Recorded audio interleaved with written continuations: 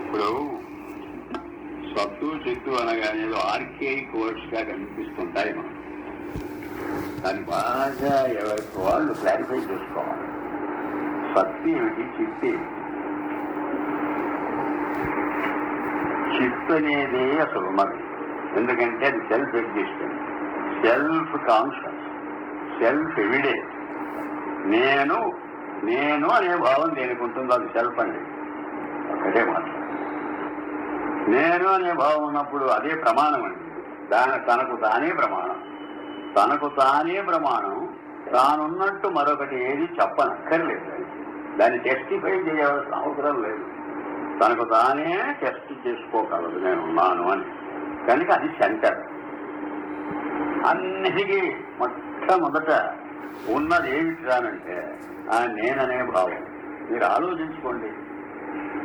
నేననే భావాన్ని వదిలేసి